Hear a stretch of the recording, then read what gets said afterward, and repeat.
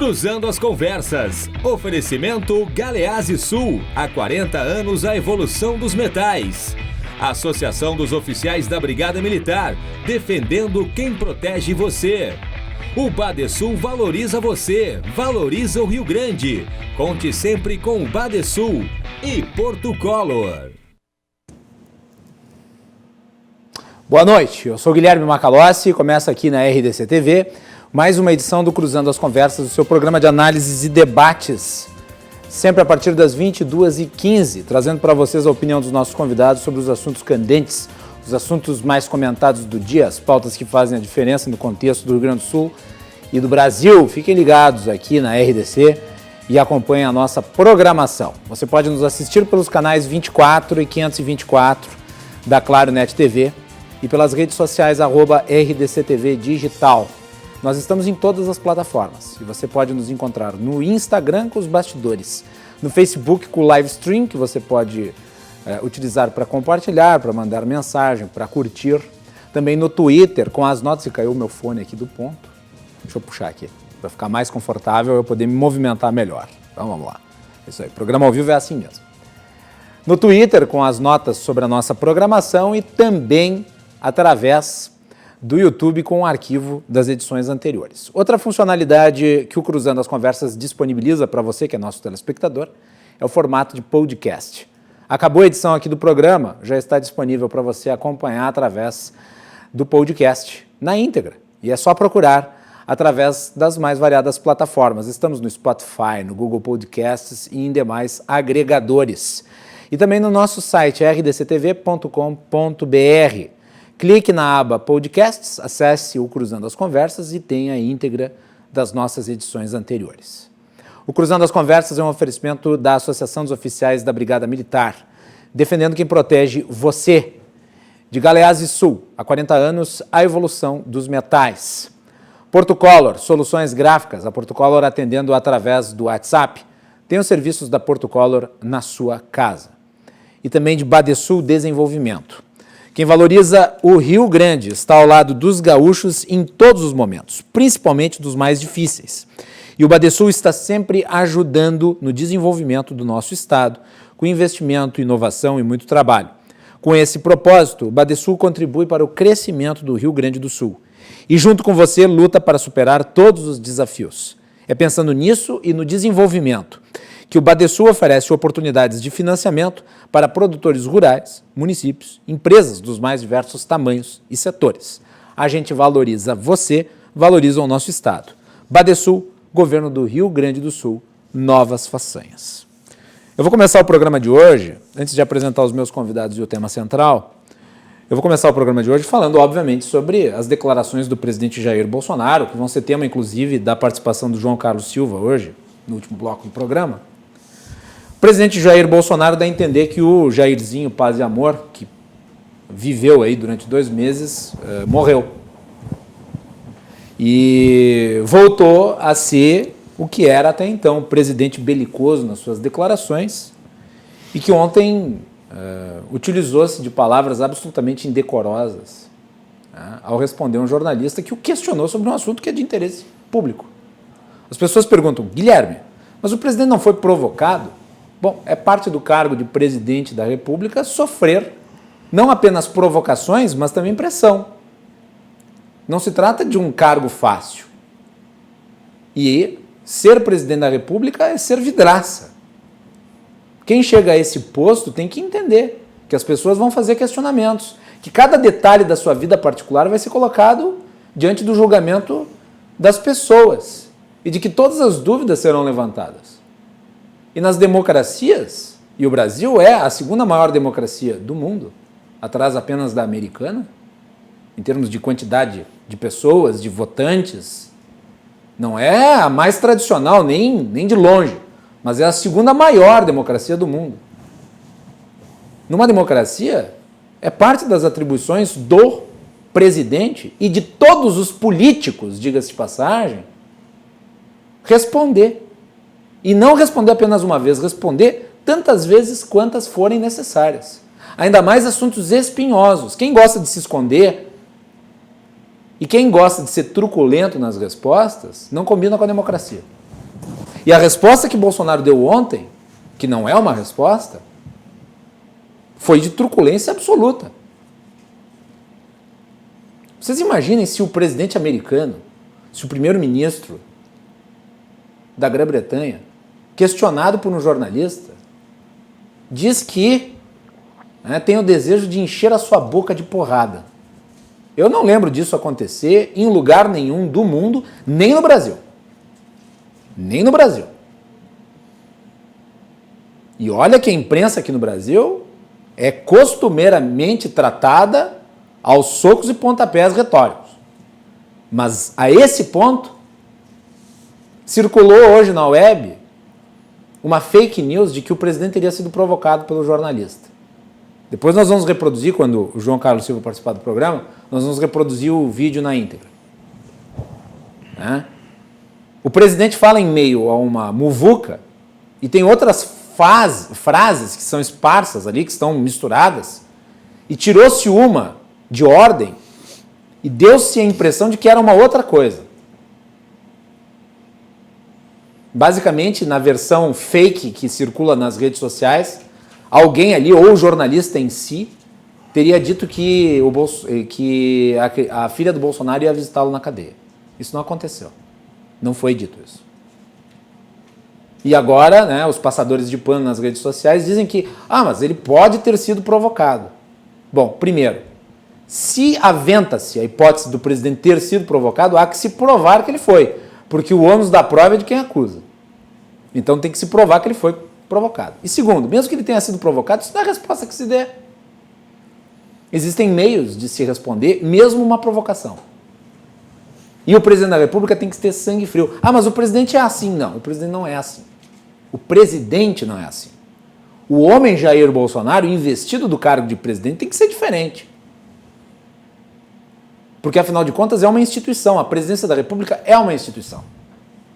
E eu passei a minha vida inteira cobrando Lula e a Dilma pelas inúmeras situações em que desrespeitaram a instituição da presidência da República. Não poderia ser diferente agora, do Bolsonaro. E eu sempre cobrei aqueles que, enquanto candidatos, enquanto homens públicos, não tivessem essa noção de decoro. É o caso do Ciro Gomes. Imaginem se fosse o Ciro Gomes a dizer isso. A reação que não teria por parte desses que agora relativizam, como se não fosse nada. Como se suscitar a hipótese de encher de porrada um jornalista que fez uma pergunta absolutamente lícita fosse adequado para um presidente da República. Não é. Não é. E tem um detalhe a mais que é muito grave, que é muito preocupante. O presidente fala, e obviamente a sua militância mais radicalizada toma isso como uma ordem subjetiva. É o que se chama de apito de cachorro. Sabe o que é um apito de cachorro? É um apito que só o cachorro ouve. Eu não estou chamando ninguém de cachorro, é uma figura de linguagem. Tá?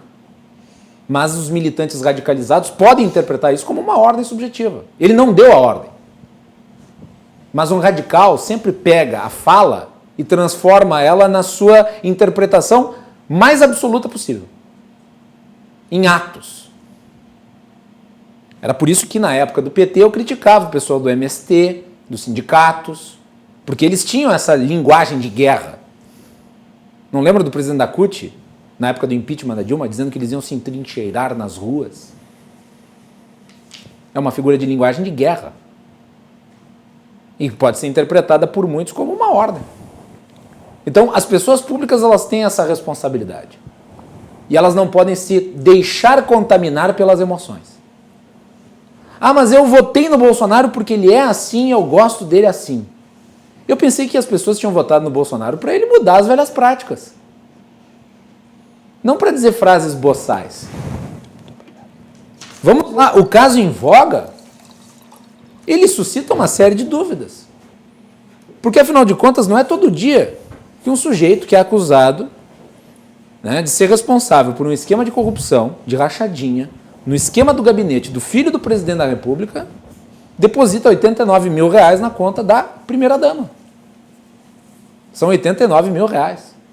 Fontes: Fabrício Queiroz, 21 cheques, entre 2011 e 2016, no total de 72 mil reais.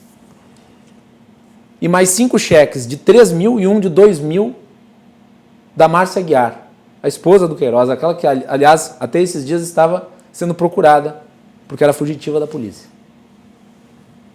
Total 89 mil.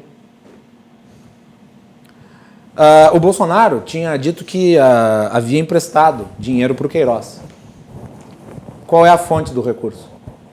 Não existe nenhuma movimentação nas contas do Fabrício Queiroz indicando depósitos do presidente da República. Portanto, não existe nem prova de que ele emprestou dinheiro. O álibi não é bom. E mesmo que tenha sido, Bolsonaro disse que foi 40 mil, bom, 89 mil aqui os depósitos. Em dezembro de 2018, o COAF identificou 24 mil em depósitos do Queiroz. Em 2018. E daí nós vamos falar do Queiroz. Sabe quanto que ele movimentou em termos de depósito nas contas bancárias? Entre 2007 e 2018, 6,2 milhões de reais. 6,2 milhões de reais. Ele era assalariado da Alerj, porque era cargo em comissão do Flávio. Ele era o chefe de gabinete. O total somatório dos vencimentos dele, 1,6 milhões. Nesse período. Movimentação de 6,2. 1,6 era o salário. Sabe quanto de movimentação em relação a depósitos de outros servidores do gabinete do Flávio? 483 depósitos, totalizando 2 milhões e 900 mil reais sem identificação. E daí 89 mil vão parar nas contas da primeira-dama. E não se pode questionar o presidente em relação a isso? Se é questionado, o presidente fica brabinho? O presidente tem que aprender a responder. E o espaço está dado em todos os veículos de imprensa para que responda. Porque 89 mil reais do Fabrício Queiroz foram parar nas contas da primeira-dama. É isso que todos querem saber. E jornalismo, meus caros, aprendam o seguinte, jornalismo é cobrança. Não só com o Bolsonaro, com todos. Imaginem se fosse o prefeito Marquesan, que é um sujeito que tem um temperamento difícil e que é reiteradamente criticado aqui no programa, que tivesse falado isso que o Bolsonaro falou. E se fosse o Eduardo Leite? E se fosse o Gustavo Paim? Se fosse o Sebastião Melo? Se fosse a Manuela Dávila? Se fosse o Ciro Gomes? O presidente quer responder essa dúvida? Quer responder esse questionamento? Responda. Pode ser incisivo na resposta. Ninguém está dizendo que ele tem que ter sangue de barata. Mas não pode ser truculento, como foi, desrespeitando o jornalismo, desrespeitando a transparência que o cargo obriga ele a ter e, obviamente, a democracia, onde os atores públicos, em especial o presidente da República, devem satisfações à sociedade. Feito, então, é isto. Depois nós vamos voltar ao tema, porque nós vamos falar sobre a repercussão do episódio com o João Carlos Silva, direto de Brasília. Nesse primeiro bloco do programa, e no segundo, nós vamos ter aqui as participações dos meus queridos amigos, Leandro Sesimbra, que está aqui no estúdio comigo, advogado, também integrante aí da Câmara Argentino-Brasileira. Leandro, bem-vindo. Boa noite. Boa noite. Muito obrigado pelo convite. É uma honra, mais uma vez, fazer parte desse programa, né? Gosto muito de vir e na minha missão como um dos diretores da Câmara Empresarial Argentino-Brasileira... Argentino-Brasileira, olha, erro meu. Mas não tem problema, a mensagem é dada e muito bem dada. Muito bem. E também o professor César Redel, professor consultor em Relações Internacionais. Professor César, bem-vindo, boa noite. Boa noite, Macalossi, Sesimbra, os telespectadores da RDC TV. Mais uma vez, um prazer estar aqui nesta bancada para discutirmos temas aí da geopolítica. Muito bem. Vamos começar falando sobre a Argentina. Sesimbra, o presidente da Argentina deu umas declarações aí que a gente pode tomar como preocupantes, né? Eu pedi para a Melanie selecionar aí os trechos das postagens dele no Twitter E ele manifestou a decisão de transformar em público serviços particulares como telefonia celular, internet, televisão paga. Daí está lá escrito, dessa maneira garantimos o acesso a todos esses serviços, para todos e todas. E também vai congelar, está ali escrito no tweet do Alberto Fernandes, né? Vai congelar todos os valores aí relativos aos custos desses serviços que são de natureza privada. Leandro, eu queria que tu falasse um pouco sobre a decisão do presidente Alberto Fernandes, se isso era esperado, qual que é o impacto disso na economia, na já moribunda economia argentina. Bom, realmente, né, todos recebem com surpresa uma decisão como essa,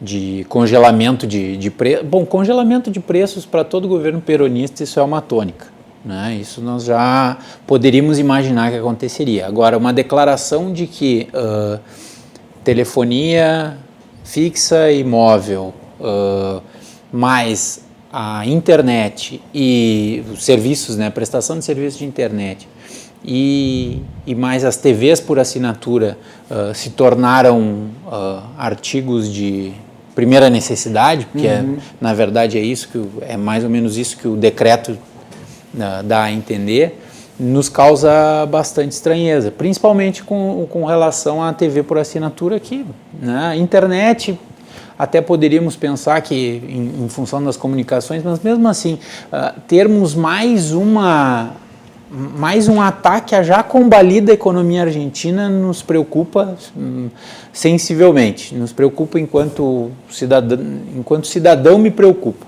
né? O que nós temos... É porque a Argentina é um grande parceiro comercial, né? Exatamente. Nós estamos entrando nesse assunto para falar disso também, né? Sim. E na prática isso é uma onda de nacionalizações, né? Nós já tivemos aquela ameaça de expropriação da Vicentim, né, que em função de alguns protestos... Respira, porque senão tu vai ficar de lado pro público.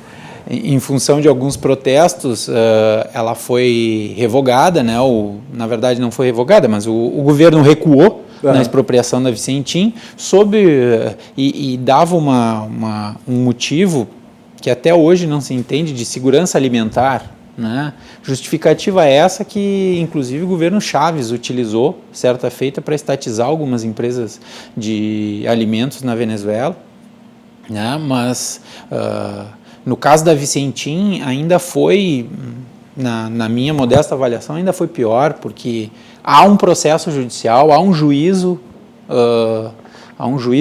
estabelecido, né?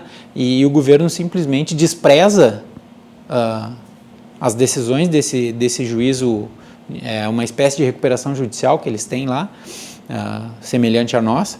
Então, esse juízo ele é desprezado pelo governo e, uma vez desprezado, se entende pela expropriação dos bens da empresa, expropriação de bens esses que servem justamente para pagar os credores, né? Então, é uma situação bastante complexa, criada nessa atmosfera que nós podemos dizer que é uma atmosfera de medo para o setor produtivo, né?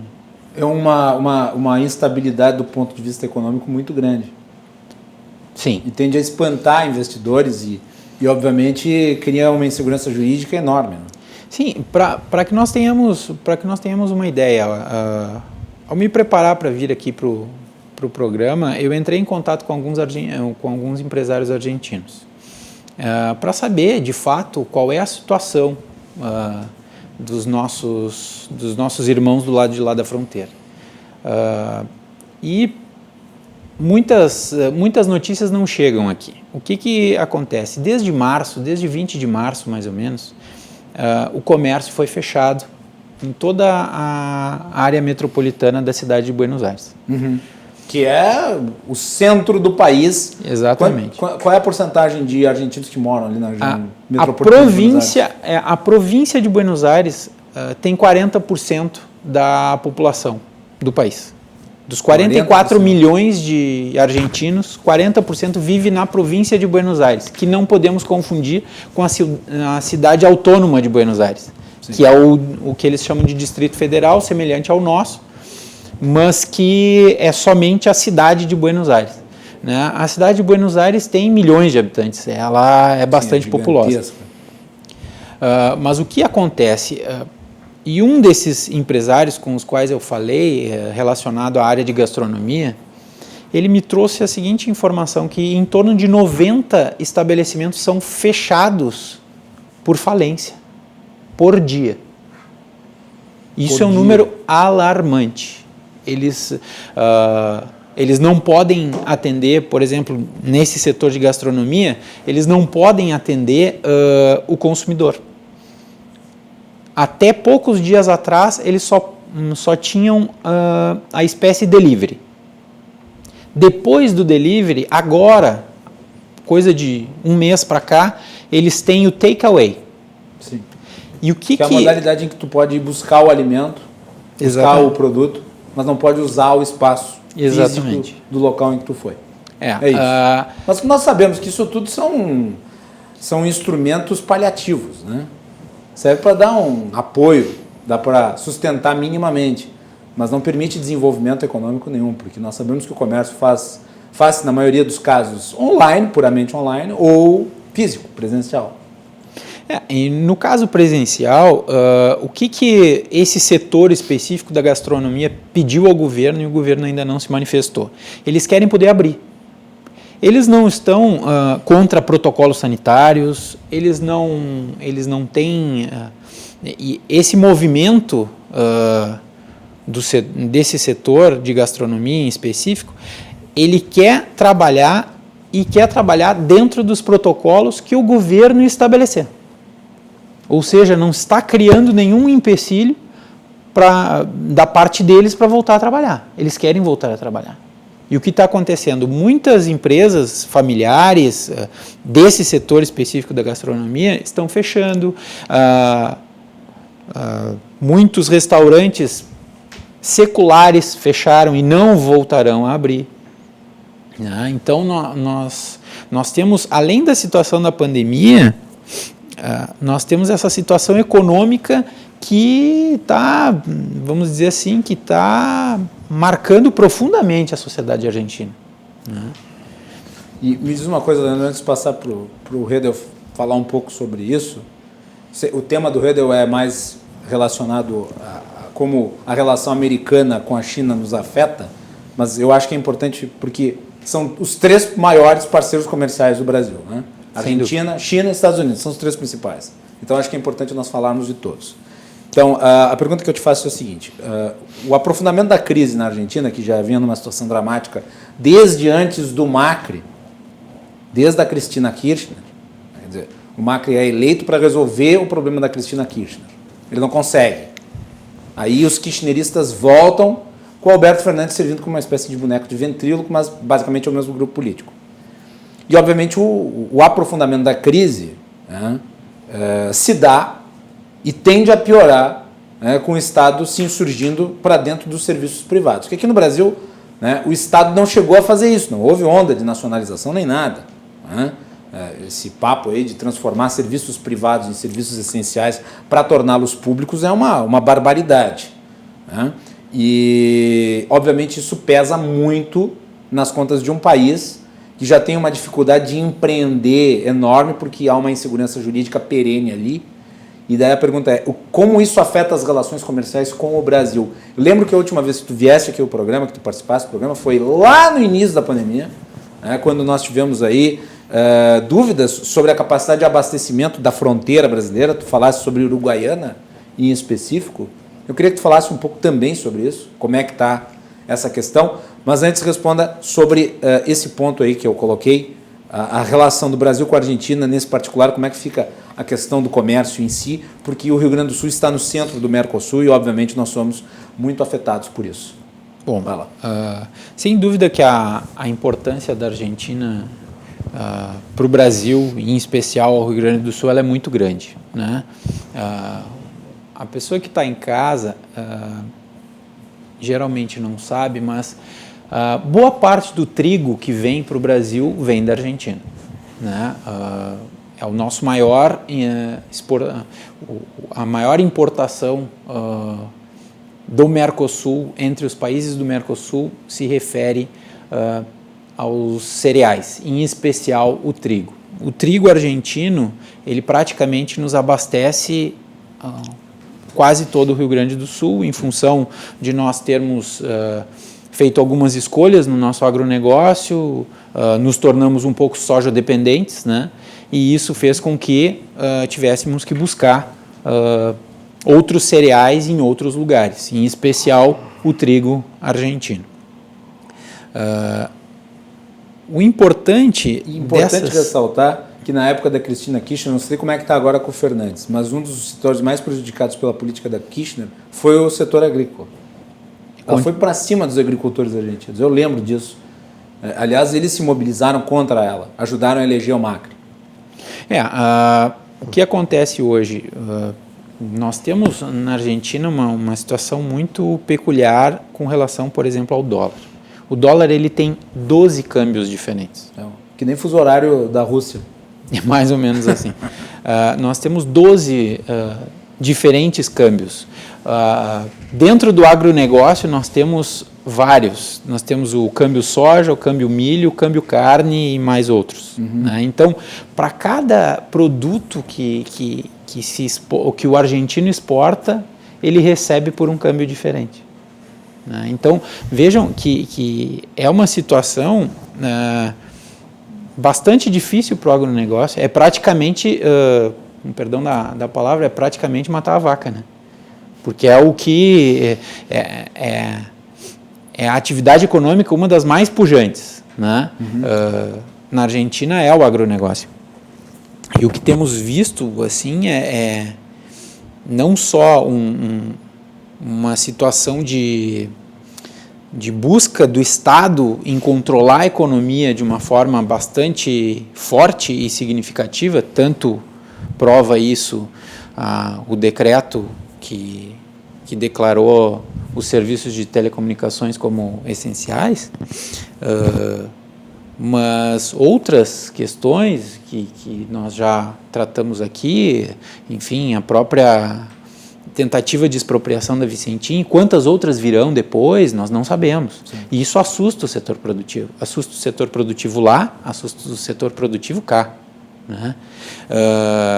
Uma outra questão assim, que eu reputo, e aí reputo como um ponto positivo, e vínhamos conversando antes do programa começar, foi a nomeação de um embaixador com forte laço político para o Brasil.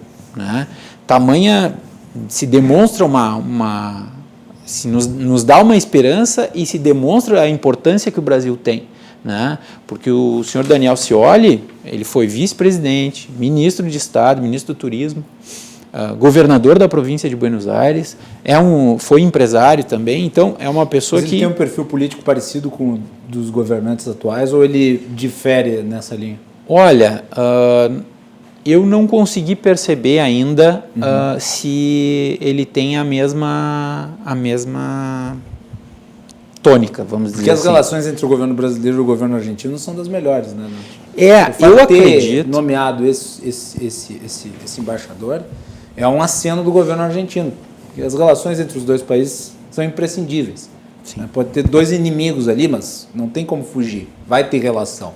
Então tem que se buscar o melhor, é um indicativo. A questão é, esse sujeito que agora ocupa o cargo de embaixador, ele tem um perfil que possibilita um diálogo melhor com o governo brasileiro? Esse é o ponto. Olha, semana passada tivemos uma reunião por videoconferência com ele. A SEAB teve a oportunidade de conversar com o embaixador Scioli. Né? O embaixador ele nos mostrou uma postura bastante aberta, agregadora. Nos disse que teve uma conversa muito boa com o nosso presidente, né? Com o presidente Bolsonaro, com o nosso chanceler, e que iria para a mesa de negociações, né? E nos pediu o auxílio para que ele pudesse atacar alguns gargalos econômicos, e isso nos soou extremamente salutar e favorável, né? Entregamos uma pauta pequena para começarmos a tratar, mas falamos das licenças não automáticas, pedimos uma maior flexibilização em relação a elas, e ele nos pediu que continuássemos acionando o pessoal da embaixada justamente para poder fomentar negócios. O que nos pareceu é que a missão dada a ele foi bastante clara no sentido da promoção comercial. Então, em que pese o governo tenha esse viés mais estatizante, vamos dizer assim, talvez tenhamos um embaixador aberto e disposto a melhorar o fluxo comercial. Foi o que nós percebemos da nossa conversa. Muito bem. César, por que quando a gente olha para a Argentina, a gente tem a sensação de que está na década de 80, assim, em caráter eterno? E ainda mais ao som de um tango triste. Bom, acho que... Não é aquele tango do Al Pacino no Perfume de Mulher, é um tango triste, assim, choroso. Né? Eu acho que você mesmo já respondeu a pergunta, né, Macalossi? O tango seria um desses elementos culturais, talvez, que trazem um pouco uma visão para trás, né? A própria condição cultural da Argentina, os cafés também que nós encontramos, em cada esquina que nós vamos, nós encontramos um café bom, né? Com referências literárias, né? Então acho que tudo ajuda esse clima, né? Mas a Argentina é um país que está passando por uma severa crise, né, econômica, inflação, possui uma reserva muito baixa de dólares, né, inclusive se comparado ao Brasil, né? Não é à toa que a 56ª cúpula do Mercosul, que foi em 2 de julho, que foi a primeira cúpula do Mercosul virtual, né, reuniu os chefes de Estado dos países membros do Mercosul, e o objetivo principal da 56ª cúpula foi justamente a retomada na pandemia. A gente sabe que a pandemia pegou em cheio os países aí do bloco, do Mercosul e a Argentina principalmente, né? Que nos coloca esse cenário, inclusive, de insegurança jurídica. Porque vejo que os produtos que nós enviamos para a Argentina é um dos principais parceiros comerciais do Rio Grande do Sul e do Brasil. Eles estão, em grande medida, né, como o Sesimbra lembrou, a partir das licenças não automáticas, eles estão parados em território... O que é uma licença não automática, só para conceituar para o público? Quando chega o produto brasileiro na Argentina, o governo ele pode deixar aquele produto, digamos, parado, de forma mecânica, né? Se ela fosse automática, o produto entraria sem qualquer ingerência do governo. Perfeito. A licença não automática, ela tem a ingerência do governo, só o governo pode liberar aquele produto que está lá, parado, né? E isso tem ocorrido com uma frequência maior, pelo menos se a gente for cotejar com o governo Macri, né? Acredito que a nomeação desse embaixador que o Sesimbra lembrou, ele é um sinal indicativo de que há uma postura possível de negociação entre a Argentina e o Brasil, né? Mas essa insegurança jurídica em termos das importações da Argentina, elas abrem uma incógnita significativa.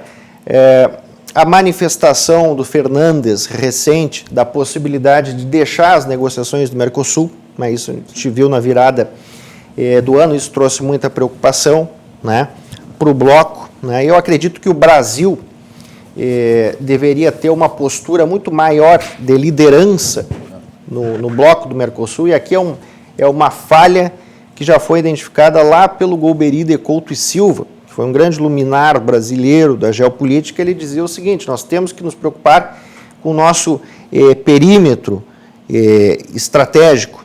O Golbery foi o Kissinger brasileiro. Olha, daria para fazer essa comparação, guardadas devidas proporções, né? Depois a gente vai falar um pouquinho do Kissinger. Vamos. O livro dele sobre a China é fundamental. Mas ele dizia, olha, o Brasil tem que se preocupar com o seu entorno estratégico, e o Mercosul é uma questão que está vinculada ao seu entorno estratégico, né? No perímetro continental como dizia Golbery. A gente está passando por um processo do Mercosul, que é um bloco econômico, uma união aduaneira incompleta, pelo menos é o que a gente denomina a partir do direito internacional público, porque a gente consegue criar uma tarifa externa comum, né, entre os membros, mas a gente não tem a circulação livre de mercadorias, porque em grande parte podem ser aplicadas ali salvaguardas.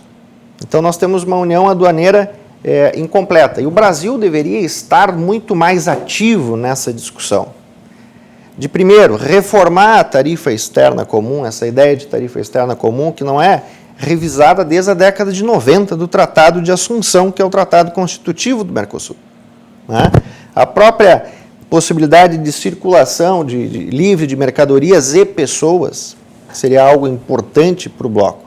Então, essas questões estão à margem, o Brasil não se preocupa muito com o seu entorno estratégico, não adota uma posição de liderança no Mercosul, e acaba deixando uma incógnita com os empresários, né? Os produtos ficam lá parados devido a essas licenças não automáticas, né? O que levava dias, agora levam semanas, e isso afeta diretamente as nossas exportações. Está pior, né?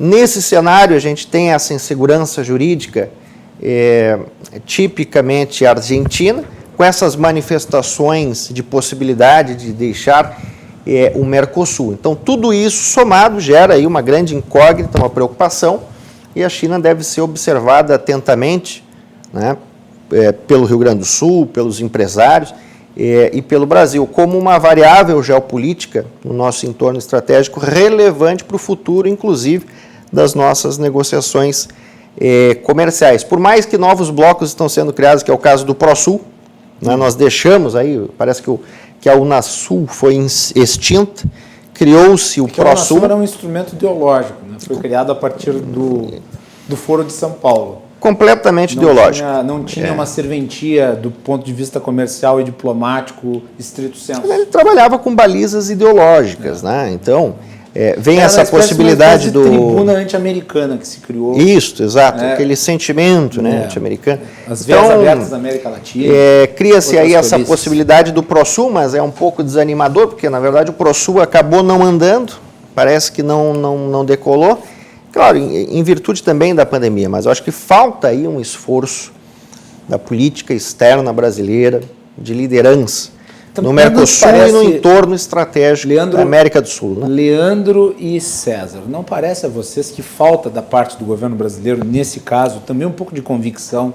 Porque eu lembro na época da campanha eleitoral, o Paulo Guedes, que é o ministro da Economia, sim, inclusive dizendo que poderia sair do Mercosul, dizendo claramente que poderia sair do Mercosul. Ao meu ver, parece que o Mercosul sempre é tratado como uma espécie de trambolho diplomático de difícil resolução, então nem vamos mexer nessa porcaria aí, porque é difícil, é complicado, gera mais problema do que solução, e fica ali essa união aduaneira incompleta, que nunca vai para frente.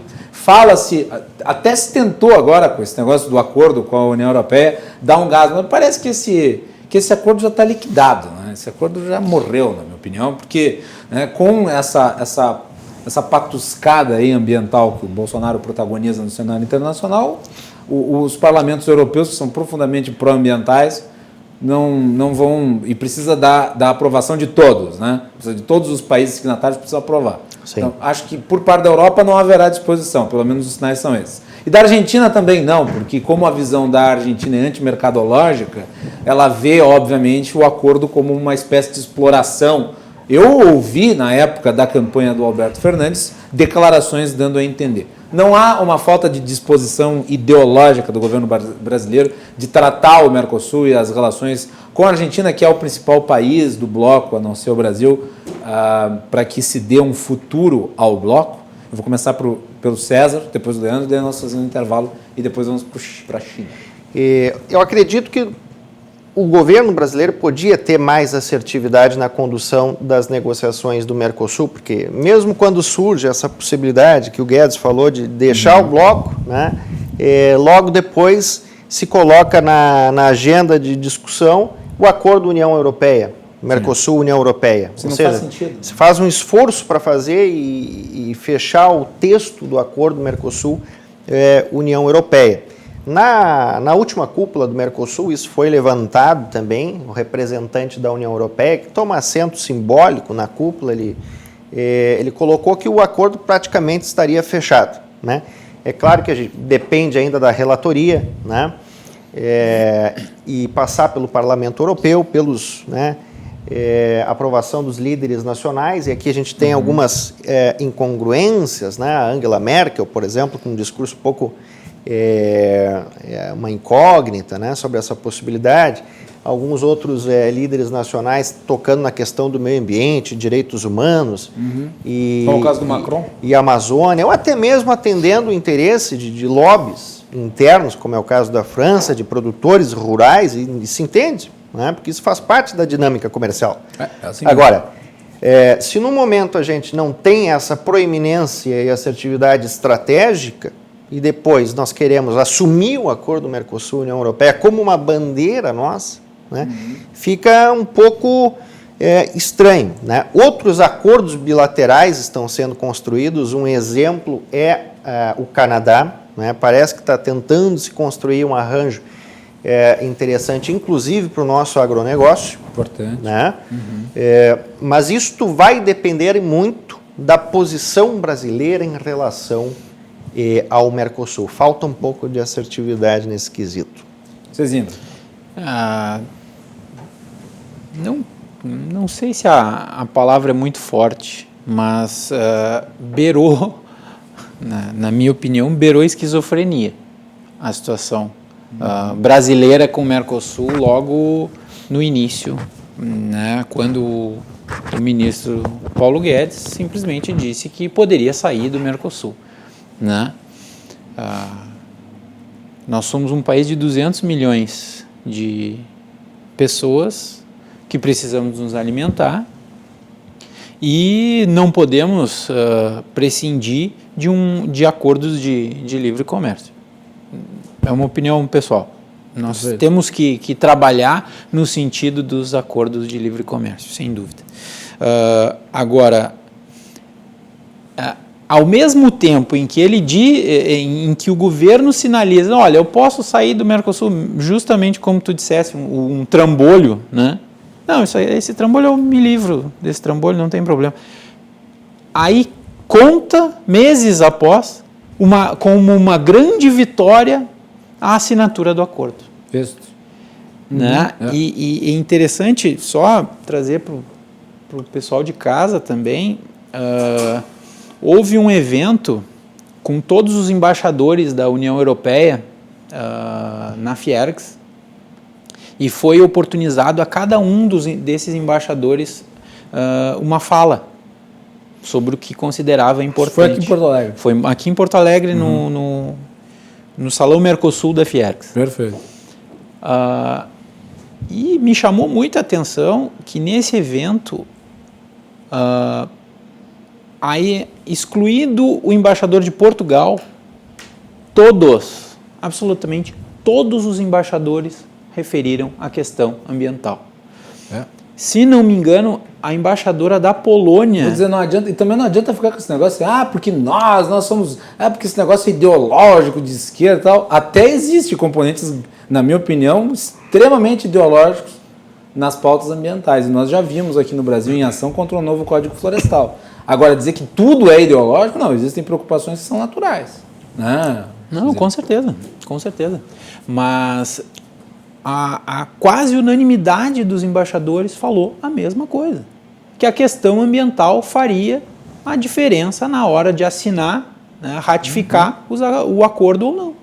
Os parlamentos dos países da União Europeia querem uma sinalização clara de que o Brasil se preocupa com a questão ambiental. Como tu mesmo dissesse, o componente, o viés ideológico existe, mas a gente não pode virar as costas para a questão ambiental. Né? Existe também um lobby, nós sabemos que o nosso agronegócio ele é muito mais competitivo que o europeu, né? Sabemos, e de fato o preço do dólar nos diz isso, é até uma questão lógica. Mas nós não podemos virar para a questão ambiental, nós não podemos simplesmente, isso aí é uma questão ideológica, eu não vou tratar, mas eu vou assinar o acordo. Não, não vai. Não vai ter efetividade. Né?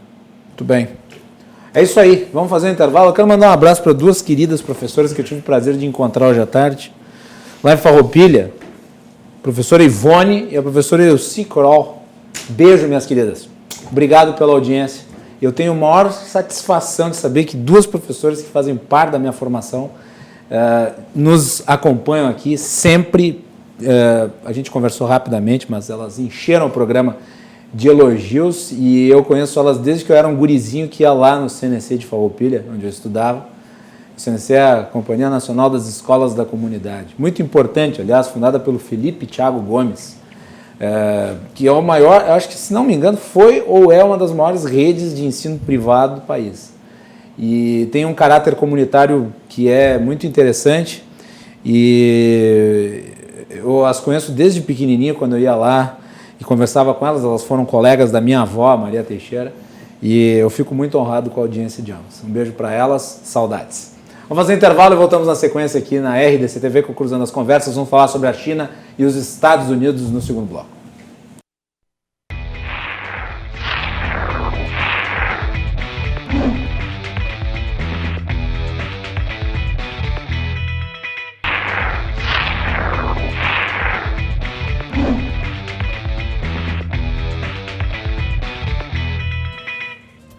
De volta aqui na RDC, o nosso programa de hoje analisa o Brasil e os seus parceiros comerciais, os principais, Argentina, falamos no primeiro bloco, agora vamos falar China e Estados Unidos, que estão em disputa comercial. Isso nos afeta, né? Afeta o Mercosul, então uma coisa está interligada com a outra.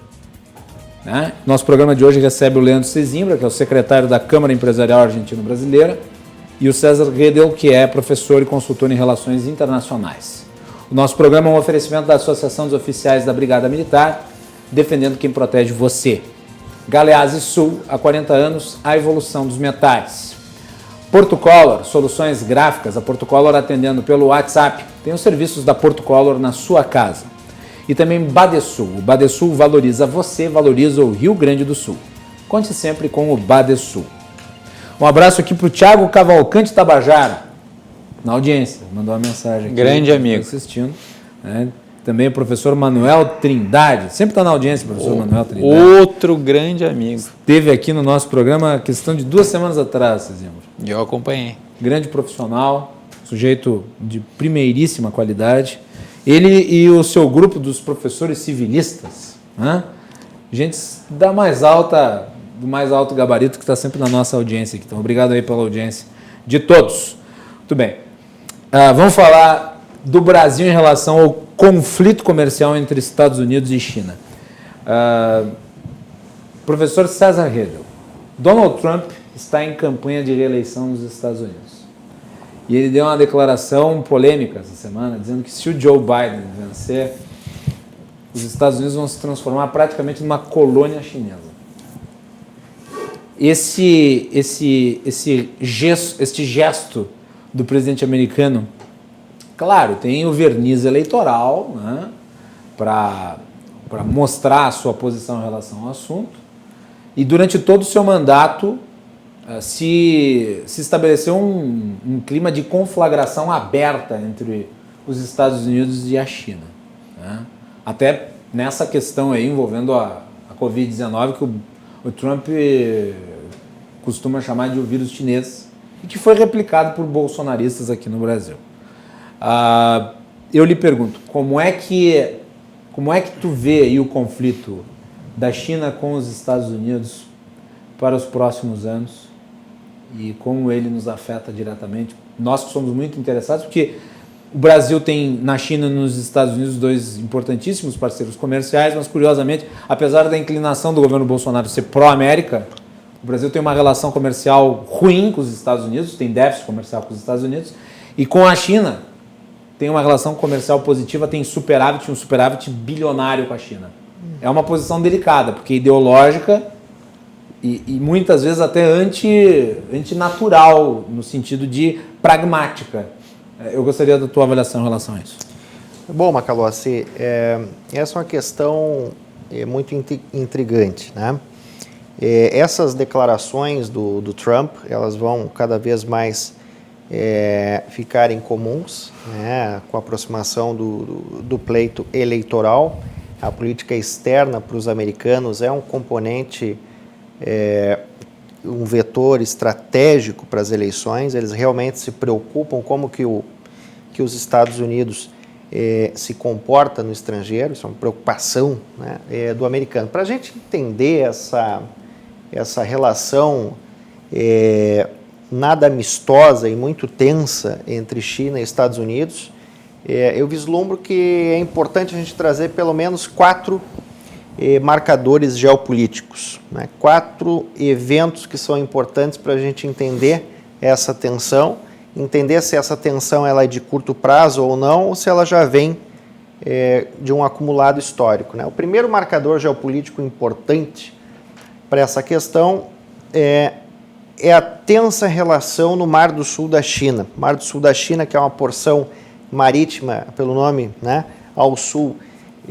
da China, uma porção marítima que banha alguns países, né, como Vietnã, Malásia, Filipinas, onde nós temos ali talvez um dos mais importantes estreitos, que é o Estreito de Malaca, né, que passa por ali grande parte das rotas marítimas e do fluxo global de mercadorias. Então, é um mar que é contestado todo ele. A China quer ter o domínio desse mar, e é evidente que avançando do seu próprio território, que seria as 12 milhas náuticas, né, avançando mais ainda as 200 milhas náuticas da zona de exploração econômica e querendo, inclusive, né, ter domínio sobre as águas internacionais, o que tem gerado, evidentemente, uma reação de alguns países, né? E dentre esses países está os Estados Unidos, que possui a sua 7ª frota, né, navegando por aqueles mares, né? A China já vem construindo submarinos nucleares, vem adotando uma marinha de Blue Water Navy, que a gente chama de uma marinha de alto alcance, né? Já possui porta-aviões, a carcaça soviética, mas é um porta-aviões, já possui tecnologia própria de caças, né? Então, isso demonstra o apetite chinês de avanço de sua marinha e a estratégia de contenção de alguns países, entre eles os Estados Unidos, né? E essa mudança, inclusive, para as questões da Ásia, elas foram tomadas lá no governo Obama, quando foi definida uma doutrina militar chamada, conhecida como pivô estratégico, né? A Ásia passa a ser o pivô estratégico, o Oriente Médio deixava de ser o pivô estratégico, fazia-se um deslocamento das forças armadas do Oriente Médio e a colocação de esforços e de um ativismo mais na Ásia, né? Isso começou lá com Obama, com o conselheiro Biden, que era, digamos, o conselheiro de política externa. Então é bom a gente... Não era o conselheiro Acácio, era o conselheiro Biden. Biden, né? É bom a gente lembrar isso. Bem que a fisionomia é muito parecida. Segundo marcador geopolítico importante para entender essa relação, o 5G. Né? O mundo praticamente está dividido hoje, está se dividindo em 2 ecossistemas tecnológicos, né? Um americano e outro chinês, com a presença forte da Huawei.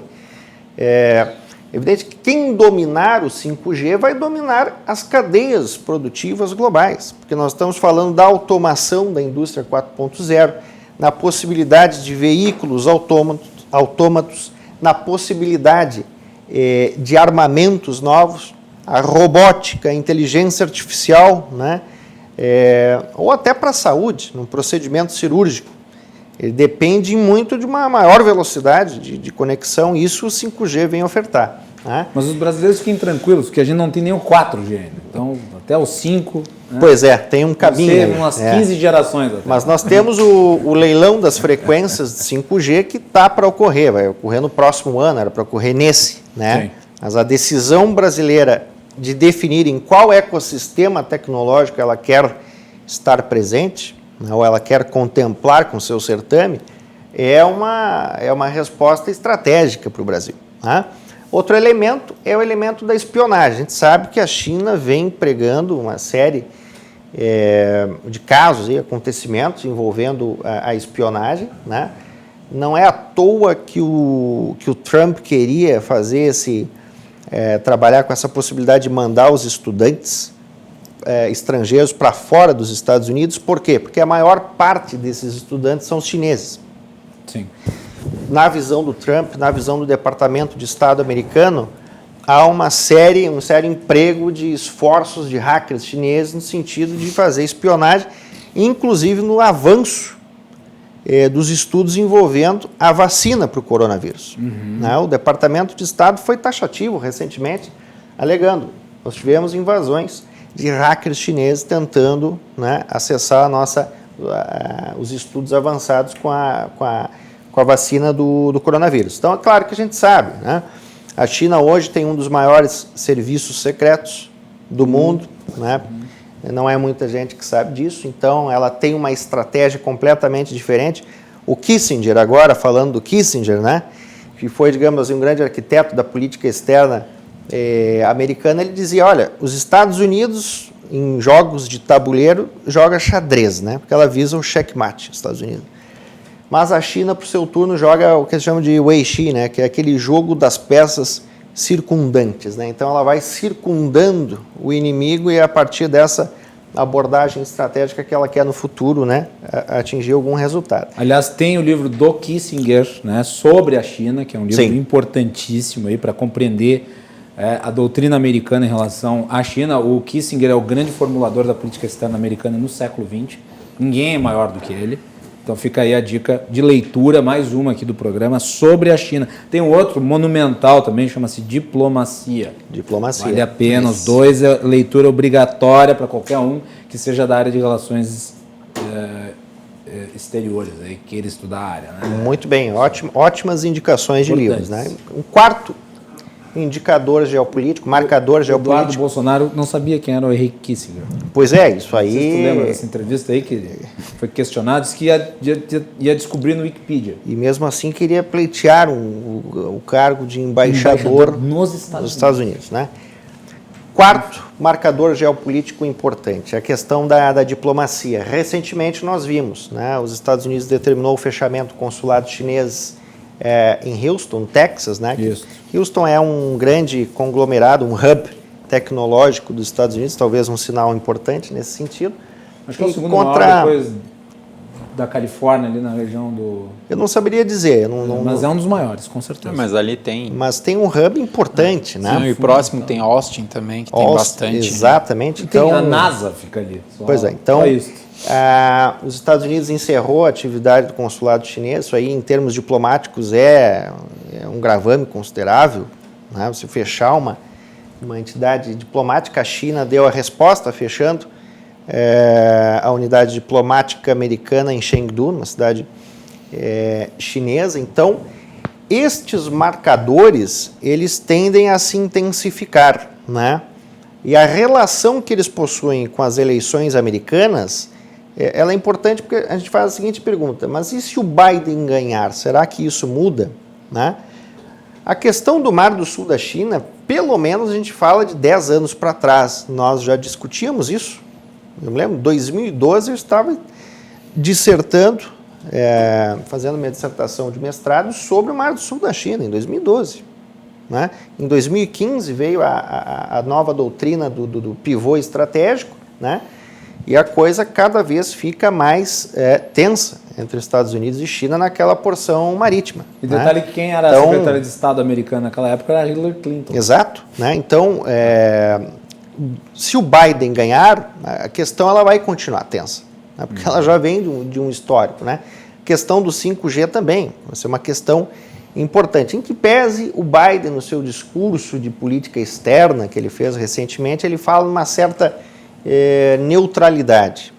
Mas não nos esqueçamos que o Biden lá atrás ajudou o Obama a montar essa concepção de um pivô estratégico. Então, eu acho que esses marcadores geopolíticos, eles vão se intensificar e eu não vejo a variável eleições americanas como uma variável que vai modificar isso. Isso pode alterar algum tipo de postura ou de comportamento, né? Mas agora, se a gente traz para o Brasil, por exemplo, o Brasil ele vai ter que fazer essa escolha de Sofia entre o ecossistema tecnológico americano ou chinês. Parece que Há alas que têm uma inclinação maior pela oferta chinesa e há alas do governo que estão numa tentativa de bloquear esse avanço chinês, né? Os Estados Unidos estão tentando fazer de tudo para bloquear esse avanço tecnológico. Inclusive há ameaças comerciais, né, de opção. Né? Tu opta por um, bom, vai ser retalhado. Em grande medida, por exemplo, o embaixador Todd Chapman, que veio para o Brasil, né, ele veio para negociar, inclusive,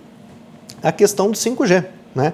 Inclusive de benefícios para empresas, para o governo, para que eles adotem a tecnologia americana. E, em grande parte, também o embaixador chinês que está aqui no Brasil, ele tem essa incumbência, né, de fazer um certo lobby, um ajuste, né? Então isso tudo tem um impacto significativo para a relação com o Brasil, porque o Brasil vai ter que escolher, né? E eu diria o seguinte, Macalossi, não sei nem se o conflito Estados Unidos e China, que muitos teóricos e especialistas dizem ser uma nova Guerra Fria, né, ou uma Tech Cold War, uma nova Guerra Fria tecnológica, né? Trazendo isso, né, para o governo e por impacto que isso vai ter no Brasil, ele é significativo. Ele é significativo. E eu diria, a questão comercial talvez não seja o principal indicador aí entre Estados Unidos e China. Se tentou um acordo comercial lá na virada do ano, em janeiro, foi produzido um draft, estava assinado, mas aí veio a questão da pandemia, né? Digamos que deixou o acordo comercial Estados Unidos e China um pouco de lado. Então isso vai ter que ser retomado, revisto. Ainda tem mais o processo eleitoral aí no meio, né? Foi alcançado o acordo, o Trump, aliás, celebrou ele muito, fez do acordo um fato político poderoso, mas acabou obnubilado pela pandemia e que obviamente gerou novas distensões na relação. Acabou esquecido, né, o acordo comercial. Vocês lembram isso, como afeta o Mercosul? A Argentina está negociando isso de alguma maneira? Como é que está lá? Está acompanhando isso? Ou está mais distante da realidade argentina, essa questão do 5G? Olha, eu acredito que atualmente eu não tenho uma notícia com relação a 5G na Argentina. Eu acredito que esteja um pouco que esteja um pouco afastado da realidade deles, mas vamos lá. À medida que o progresso tecnológico vai, né, caminhando, sem dúvida que vai ser necessário também um país como a Argentina investir nessa tecnologia, né? O que talvez nos preocupe é essa onda estatizante que provável que faça com que isso demore um pouco mais, né, no país vizinho, porque a gente sabe, os governos estão sem dinheiro, né? Não tem como investir, não só na Argentina, mas tantos outros... E principalmente em países na América Latina que tem tão pouca confiabilidade externa, né? A fuga de capitais muitas vezes se dá por isso. Quer dizer, agora você está falando aqui no Brasil que a taxa de juros está baixa, por isso os recursos estão saindo, os dólares estão saindo, mas também porque o grau de confiança em relação ao futuro é incerto, né? Você já tem pouca atratividade de capital estrangeiro. Tanto o Brasil quanto a Argentina, eles têm alguns problemas, né? Porque as notícias, elas vão caminhando de uma certa forma que elas trazem medo ao investidor estrangeiro, né? Porque aí a nossa instabilidade política reflete diretamente na nossa economia. E aí alguns sinais da Argentina justamente no sentido de estatizar algumas atividades ou de torná-las essenciais e com uma taxação. Vamos lá, nós temos, como eu disse anteriormente, na Argentina, por exemplo, nós temos 12 câmbios diferentes. Desses 12 câmbios, eles variam praticamente o dobro de um para o outro. Né? O dólar blue, que é vamos dizer assim, o ilegal, que eles chamam dólar blue, está 137 pesos. E o dólar oficial está 72. Então, e nessa questão do 5G, Leandro, não faria mais sentido se o Mercosul negociasse em bloco? Olha... Tu fala que diz que lá a questão ainda não é tão latente quanto é aqui, né? Mas isso faria sentido, né? O bloco comercial começar... Eu não vejo que faz sentido, porque você relativiza a soberania de cada país. Na medida que o 5G está relacionado também ao aspecto da soberania, você está trocando a soberania do Brasil ou da Argentina por uma ideia coletiva do bloco. É quase uma União Europeia, seria, né? Mas não sei se a gente está tão avançado. Não, é que eu tô presumindo. Acho que essa é a grande questão. Eu estou presumindo, na verdade eu não estou defendendo nenhum tipo de postura em relação a como o Mercosul ou os países do bloco. Não entendi o teu ponto. O meu ponto é apenas se espelhando em como faz a União Europeia, já que o Mercosul se pretendia uma União Europeia latino-americana, pelo menos era essa a ideia. Né? Não era ser apenas um acordinho. A ideia original era essa. Do ponto de vista de bloco comercial, de bloco econômico, faz sentido. Sim. Na verdade, poderia fazer, né? Mas como é uma questão de soberania, não faz tanto. Mas agora, é importante dizer, a China ela vem adotando uma nova concepção econômica, estratégica, que ela denominou de a nova Rota da Seda. Baseada na Rota da Seda ainda, de união de um Oriente com o Ocidente, e ela vem empregando ferramentas e estratégias que elas mudam de país para país. O Brasil é de uma forma, com a Argentina é de outra, ela vem financiando projetos de infraestrutura, criando novas possibilidades de rotas marítimas, né? Ela vem comprando terras raras na África, em grande medida, ela vem comprando pequenas mineradoras no Brasil, vem financiando com possibilidades de financiamento na Argentina, né? E são estratégias diferentes para os players da América Latina. Uma coisa é Venezuela, outra o Brasil, né? E agora o Brasil, a China colocou essa questão da bandeira do 5G também. Então o Brasil vai ter que enfrentar isso aí uma hora ou outra, né? Leandro, o papel da China tem sido muito importante aqui, principalmente nas relações agrícolas, né? O Brasil tem exportado muito para a China. A Argentina tem relações comerciais com o Brasil nesse sentido. Como é que a China é vista pela Argentina nesse campo, que eu acho que é importante, no campo da competição agrícola? Bom, como o Edu mencionou anteriormente, a China tem investido bastante na Argentina, bastante mesmo, né? Tanto na parte de agronegócio, de mineração, de serviços, né? Talvez, não sei como é que vai ser o 5G, mas a inclinação anti-americana, por exemplo, na Argentina é muito forte por parte do governo. Então, talvez tenda a ter um benefício em relação à China. Mas já se vê um movimento bastante forte de capitais chineses, não só na Argentina, no Brasil também, no Uruguai, né, Paraguai,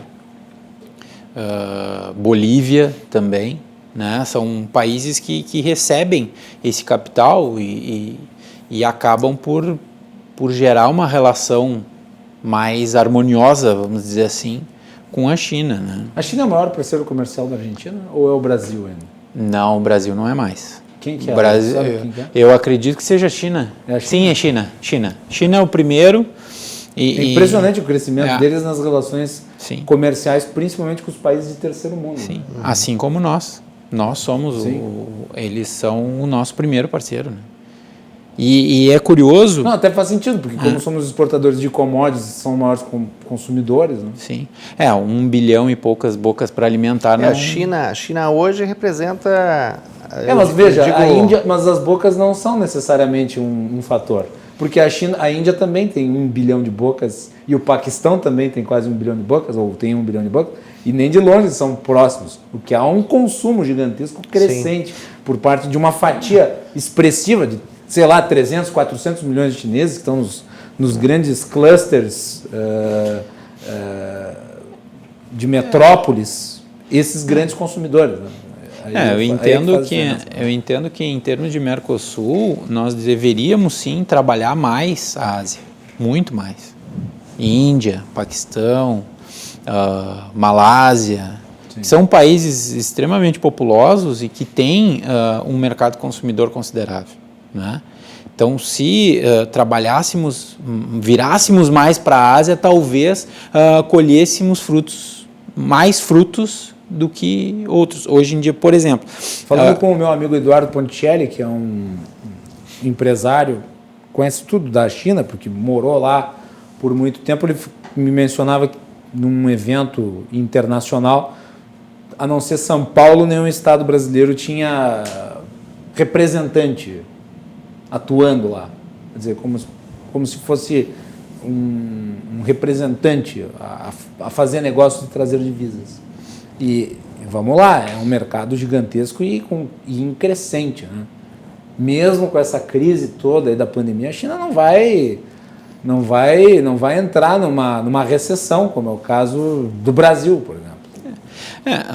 Ou da Argentina. Sim, curiosamente, São Paulo, né, como nosso grande centro financeiro do país, São Paulo abriga os maiores consulados, né? E esses consulados, muitos voltados para a promoção comercial, né? Não só a China, a própria Argentina, Estados Unidos, se conhece como uma mini embaixada em São Paulo, né?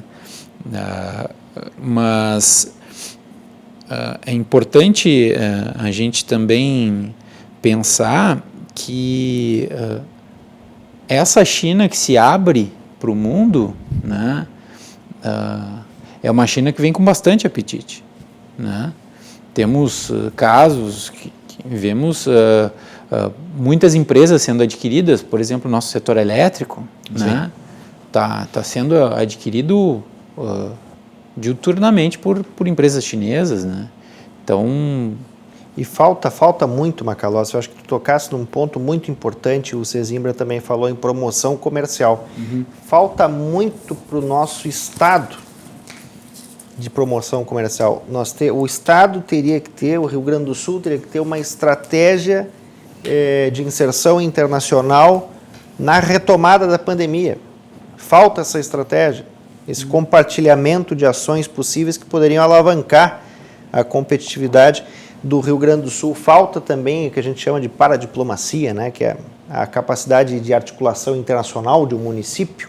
Falta também os municípios buscarem esse tipo de inserção internacional com base na balança comercial que o município possui, né, com os países no estrangeiro. E essa promoção comercial ela é importantíssima, né? O Sesimbra falou do caso de São Paulo, né? O governo de São Paulo abriu um escritório lá na China para fazer promoção comercial, né? Falta para o nosso Estado uma visão estratégica de relações internacionais, de promoção comercial, de inserção do Estado. Então, isso eu acho que nós temos muito ainda a caminhar, né?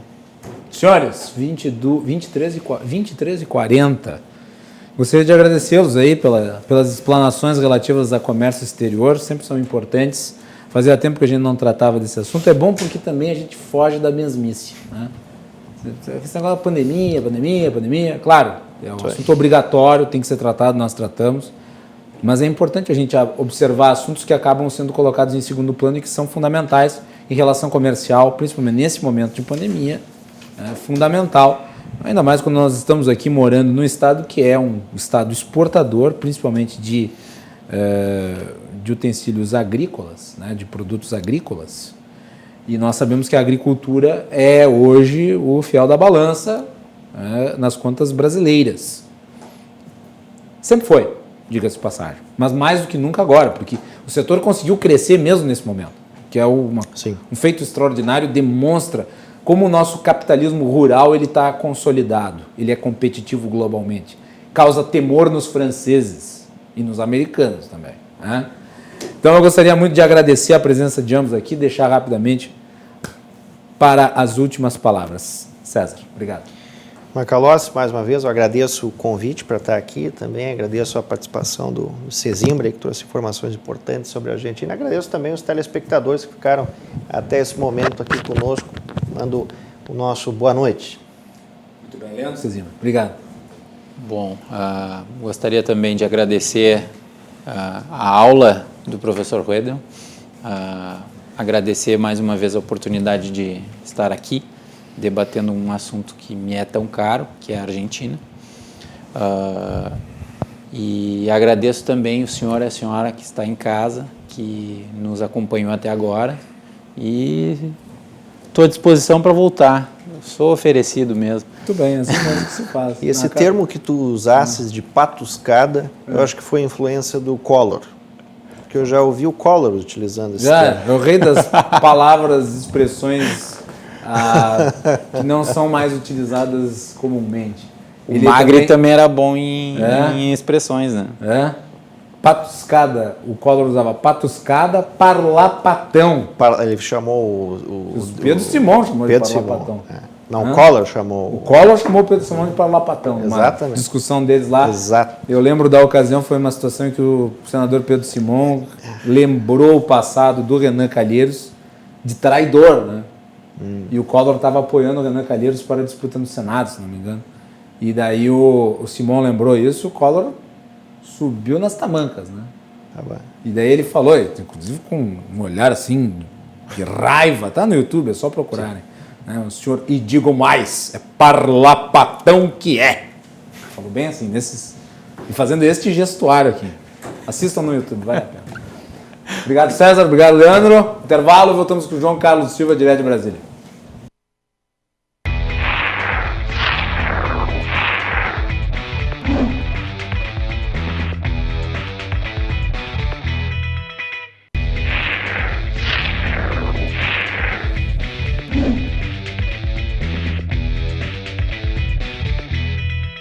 Último bloco do Cruzando as Conversas, sempre com ele, João Carlos Silva, direto de Brasília. O nosso programa é um oferecimento da Associação dos Oficiais da Brigada Militar e do Corpo de Bombeiros, defendendo quem protege você. De Galeazzi Sul, há 40 anos, a evolução dos metais. Porto Color, soluções gráficas, a Porto Color atendendo através do WhatsApp. Tem os serviços da Porto Color na sua casa. E Badesul Desenvolvimento, o Badesul valoriza você, valoriza o Rio Grande do Sul. Conte sempre com o Badesul. João Carlos Silva, boa noite, prazer receber o amigo. Boa noite, Macalossi, boa noite aos espectadores, o prazer é todo meu. Muito bem. João, eu pedi para a Melanie selecionar 2 vídeos, e nós vamos colocar eles aqui no programa. Um relativo a ontem, quando o presidente, questionado sobre Fabrício Queiroz e os depósitos na conta da Michele Bolsonaro, disse que tinha o desejo de encher a boca do jornalista que perguntou de porradas. Então eu vou pedir para a Melanie colocar primeiro esse vídeo aí no ar e depois eu introduzo o outro. Vai lá, Melanie. Bom, amigo. Vamos visitar a nossa feirinha da cadeira. Presidente, vontade de encher tua boca com a porrada, tá? Na lateral aqui, na lateral aqui. Só, na lateral aqui, por favor. Deixa pro lado aqui. Tá aí, esse foi o vídeo de ontem, repercutiu muito nas redes sociais. Hoje o presidente fez um evento no Palácio do Planalto chamado Brasil Vencendo a Covid-19. E daí ele falou o seguinte, Melanie, coloca aí para nós.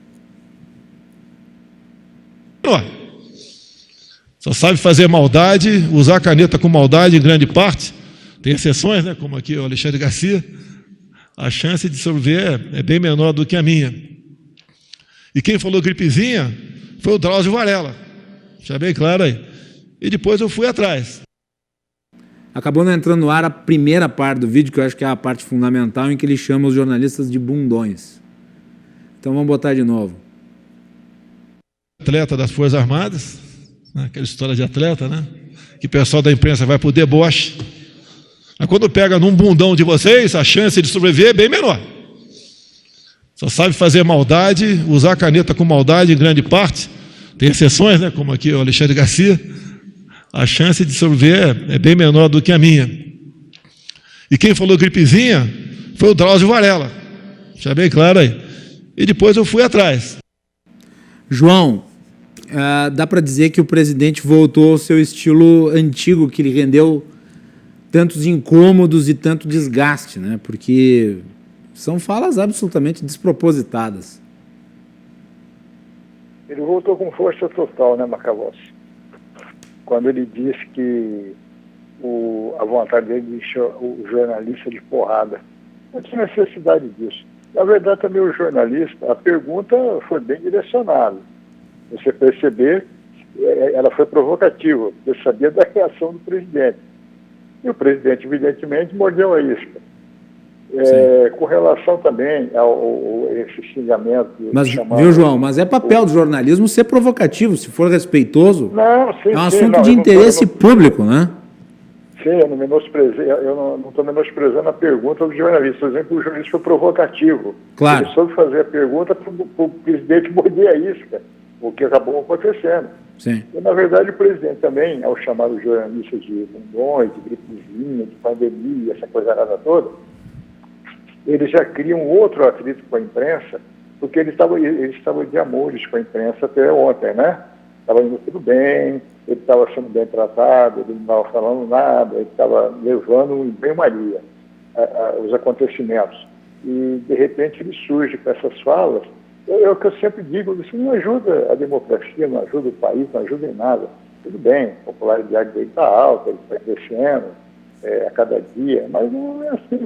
A imprensa é fundamental na vida democrática brasileira, de qualquer país, porque ela reflete o momento. O bom jornalismo é evidenciado através de fatos importantes, onde a opinião pública, a população, fica sabendo o que está acontecendo dentro e fora do governo. Tem que ter uma tratativa melhor, respeitar os setores da comunicação, os jornais, os sites, televisões, rádios, e fazer uma política aberta, expansiva à população, com coisas positivas, não em forma de agressão, porque isso não leva a nada, isso só prejudica tanto o governo como o andamento das coisas do país. Ô João, nós ressaltávamos aqui ao longo das últimas semanas o trabalho do Fábio Faria, que é o ministro das Comunicações, mas com isso se gera um percalço muito grande para ele, né? Porque a tentativa de aproximação do Fábio Faria com os veículos de comunicação é prejudicada pelo fato do presidente responder dessa forma. Ontem no Twitter, os jornalistas replicaram a pergunta que foi direcionada ao Bolsonaro, 1 milhão de postagens. Não é só o ministro Fábio Faria que estava nessa empreitada de conversações com os setores da comunicação. Você tem ministros militares que estavam fazendo isso, continuam fazendo. Você tem setores do Congresso Nacional, o próprio líder agora do governo, Ricardo Barros, né? Essa aproximação com os setores da mídia era importante. Agora, evidentemente, que isso cai no colo do Fábio Faria, do ministro, e a partir do momento que o presidente tem uma reação extemporânea dessa maneira, ele vai ser cobrado, o Fábio Faria vai ser cobrado pela mídia, pela comunicação. Por que o presidente atinge, de novo, a setores da imprensa, jornalistas, que estão cumprindo o seu papel, nada mais do que isso. E o presidente, em reiteradas oportunidades, manifestou muita agressividade quando questionado sobre o caso Fabrício Queiroz, né? Não é a primeira vez, essa foi apenas a mais agressiva, mas ele já mandou jornalista calar a boca, já chamou jornalista de homossexual. Esse é um tipo de doação que descarrilha o presidente. Isso não é bom. Mostra uma certa fragilidade dentro de uma agressividade sem necessidade nenhuma. Porque isso aí, quem vai julgar é a justiça. Quem está errado, quem está certo, na verdade. O presidente tem que governar, tocar o país para frente, lançar obras, viajar pelo Brasil, de máscara, evidentemente, né?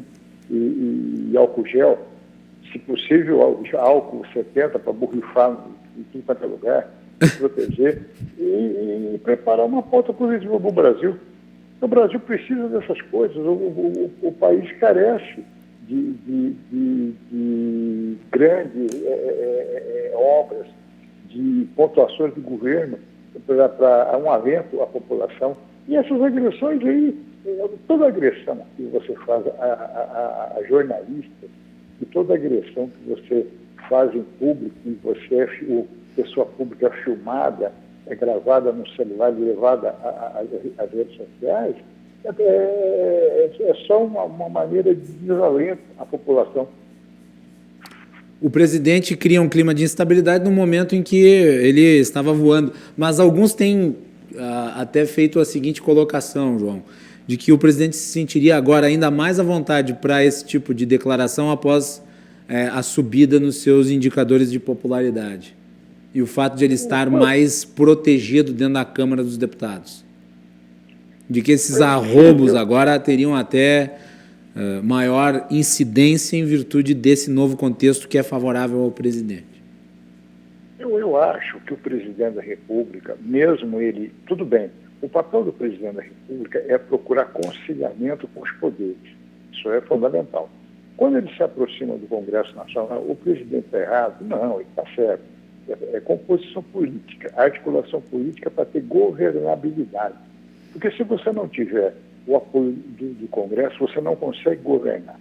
Não é a tal da, como ele dizia, a velha política. Não tem velha política, não tem nova política, isso não existe. O que existe, na verdade, é ponto de apoio para o presidente da República governar o país com os poderes em consonância com aquilo que ele deseja.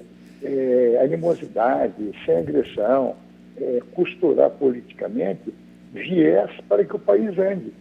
O Macalossi, telespectadores, cada coisa que acontece na vida pública brasileira é um desânimo total. Você já não viu isso? Aliás, o caso de hoje já era anunciado há muito tempo, né, da Flor de Lis, que é acusada agora de ter assassinado o marido, um crime extremamente brutal. O eleitor precisa também ter consciência de quem vota. Escolher políticos capacitados, políticos decentes, para colocar na Câmara, no Senado, elegê-los.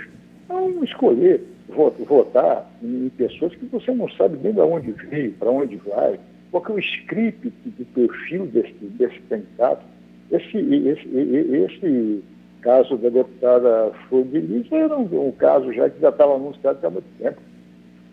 João, um segundo assunto que eu acho que é importante daí da esfera econômica, e claro, tem relevância do ponto de vista político, porque vai na linha do que nós temos abordado aqui. Hoje o presidente Bolsonaro se reuniu com a equipe econômica para falar sobre a ampliação do auxílio emergencial. O presidente quer um valor que chegue perto de R$300 por mês. O Paulo Guedes apresentou uma proposta de 270 que não foi bem recebida. Queria que tu falasse um pouco sobre isso. Opa, e caiu o João Carlos Silva. Caiu o João Carlos Silva. Vamos tentar ver se a gente consegue reconectar o João Carlos Silva para ele falar um pouquinho sobre isso neste fim de Cruzando as Conversas. Se ele não conseguir, aí a gente encerra por aqui, amanhã a gente comenta. Mas, se possível... Não, eu vou ler a notícia. A Melanie está me dizendo que tem um mapa do RS. Eu vou ler a notícia aqui, que está na Folha de São Paulo. E daí depois o João comenta, caso a gente consiga fazer, né, a reconexão aí telefônica com ele. Vamos lá. O presidente Jair Bolsonaro discute com a equipe econômica a extensão do auxílio emergencial até o fim deste ano com um valor de R$300. Em reunião nesta segunda no Palácio do Planalto, o presidente foi apresentado a uma proposta de R$270. Segundo relatos feitos à Folha, no entanto, ele pediu para a equipe econômica chegar a um valor de R$300. Abre aspas. Estou pensando em prorrogar por mais alguns meses, mas não com 600 nem com 200. Um meio termo aí até que a economia pegue, disse o presidente a um grupo de eleitores nesta segunda-feira em frente ao Palácio da Alvorada. A falta de consenso sobre o valor do auxílio emergencial está entre os motivos que levam ao adiamento do anúncio do pacote econômico e social previsto para esta terça-feira no Palácio do Planalto. Com as projeções para a dívida pública próximas a 100% do PIB para encerramento deste ano, Guedes atua para evitar uma expansão descontrolada dos gastos. O auxílio emergencial é o maior gasto do governo com a crise da saúde causada pela pandemia da Covid-19. O desembolso já supera 254 bilhões. Cada nova parcela de R$600 teve custo estimado de 50 bilhões de reais por mês. O objetivo de Guedes era convencer Bolsonaro a fazer com que o auxílio emergencial tenha uma transição para o Renda Brasil, programa que deve substituir o Bolsa Família. Por isso, trabalhava por uma redução do valor das parcelas. Primeiramente, ele propôs pagamentos mensais de R$200, Diante da pressão, o ministro aceitou liberar um valor maior, mas resiste a liberações de R$300 ou mais. Nós temos aí contato com o João? Não vai voltar? Bom, então nós vamos deixar este tema para amanhã, para o João repercutir, né, a questão do auxílio emergencial, que denota aí mais uma divergência entre o presidente da República e sua equipe econômica. Vamos botar o mapa? Vamos botar o mapa aí, número de casos do coronavírus aqui no Rio Grande do Sul. Hoje saiu o mapa definitivo, né? 109.953 casos confirmados, 3.102 óbitos. O mapa está meio laranja, meio vermelho, algumas regiões saíram do vermelho depois, né, de feito recurso aí. Mas lembrando que agora o mapa ele tem, né, uma gestão compartilhada entre os municípios e também entre o governo do estado, depois de muita pressão relativa, né, à questão do distanciamento e dos efeitos das bandeiras, chegou-se a esse consenso onde prefeitos e o governador compartilham a administração aí do problema. No Brasil, nós tivemos um aumento de 17.078 casos, com 565 óbitos registrados nesta segunda-feira. Lembrando que nos finais de semana, até segunda-feira, há uma subnotificação de casos de mortes. Então vamos ver aí quais são os números consolidados na terça-feira, quando deve vir o acumulado. O balanço é divulgado com base nos números do CONAS. E nós vamos ficando por aqui, agradecendo a todos pela audiência. Cruzando as Conversas volta amanhã para falar sobre burocracia no setor público. Nós temos avanços, digitalizações, mas obviamente muitos problemas. Então fiquem ligados. Aliás, essa semana nós temos aí muito conteúdo interessante. Na quarta-feira teremos um debate sobre reforma tributária aqui no Rio Grande do Sul, com o deputado Thiago Simon, o Matheus Bandeira, que foi candidato ao governo do estado, e também o presidente do LIDE, Eduardo Fernandes. Na quinta-feira, o senador Heinz participa do nosso programa. E na sexta-feira vamos falar sobre armamento e direito de defesa, com foco nas mulheres. Então, é uma semana cheia aqui no nosso programa. Fiquem ligados. Boa noite.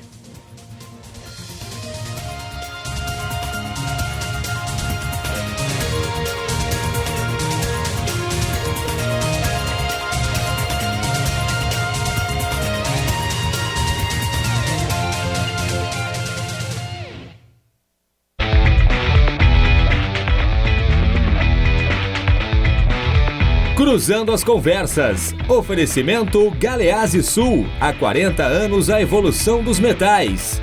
Associação dos Oficiais da Brigada Militar. Defendendo quem protege você. O Badesul valoriza você. Valoriza o Rio Grande. Conte sempre com o Badesul. E Porto Color.